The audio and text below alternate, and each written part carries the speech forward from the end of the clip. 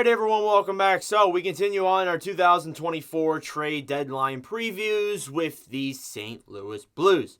So the St. Louis Blues, obviously another team here that has recently been pretty good. They've actually won a lot of games and has boosted them up the standings, and now they're in a wild card spot competing for the playoffs obviously now. So as of today, the Blues are currently 26, 21, and 2 for 54 points, and they are 4th overall in the Central Division. So, the Jets, who are 3rd currently, it's changed a lot. The 1, 2, 3 has changed a lot. But as of right now, they have a pretty sizable lead over the Blues. I think it's about 9 points. So, the odds of St. Louis catching up to Winnipeg is pretty low. There's no denying it. For that to happen, Winnipeg would have to go on a very dramatic losing streak. They already are losing games a little bit, but it seems like they've gained momentum back. But we'll find out if that's the truth. But St. Louis is a pretty sizable gap there between them and Winnipeg. However, Nashville is not far behind. So if you're St. Louis, you have some pretty big decisions to make heading into the trade deadline. And again, this is another one of those teams that we may not know really what their stance is going to be until March, until the beginning of March. Because, again, we have another 2 weeks before the trade deadline is really in full swing. We've seen some trades, but nothing out of the ordinary. Those trades really set the market. As of right now, though, there's been some talks. But with St. Louis, if we're going to see trades out of them, it might be a little bit. So, they currently have $549,000 in projected cap space. So, obviously, that isn't a whole lot. But obviously, LTIR money, makes some moves with bad contracts. There could be some options there for St. Louis to make some deals. But honestly, if I'm them, I really wouldn't make that many moves. Unless if you're selling, personally.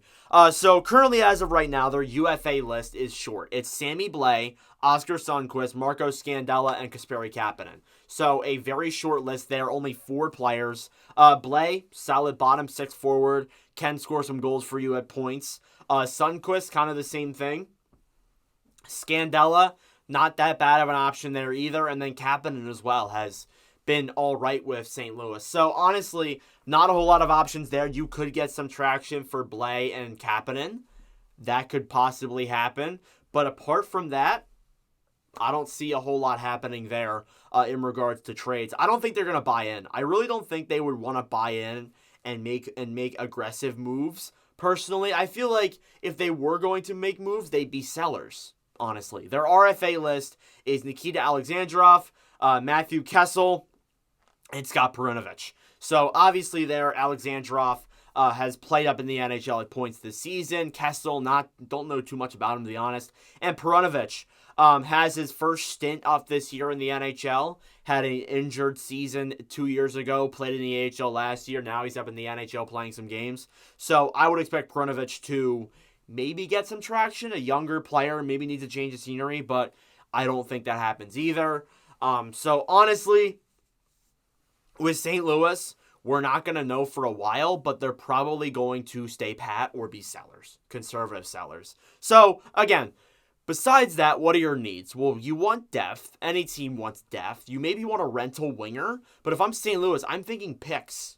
Maybe prospects, too. You want picks. You want to develop the youth. This is still a team that can be solid, but honestly, I don't know if they can compete with the other teams that are in this Western Conference. It really depends on how February goes. Until then, I really can't say all too much. Now, what are movable pieces if you do buy in? If you buy in, you try and make an aggressive offer. You have a 2024 first. You got Scott Perunovich. You got Kasperi Kapanen and Sammy Blais as realistic options there as guys who could get moved. But again, I don't see a whole lot of things happening there with St. Louis. I don't see them making a lot of big name moves. That's just how I view them right now. So, yeah, that's pretty much my deadline preview for St. Louis. I don't see a whole lot happening here. Now, is there a chance that they do go out and make a big trade? Yes, absolutely. They have been inquired about some players. Obviously, there may be some guys on this list that might get moved. But St. Louis has been pretty good lately, so I'm kind of expecting for them to mostly stay pat at this deadline. But regardless, let me know your thoughts in the comment section down below. Thank you all for watching. If you enjoyed, make sure to leave a like, hit that subscribe button down below. I greatly appreciate it. But anyways, thank you all for watching, and I'll see you guys in the next video. Adios.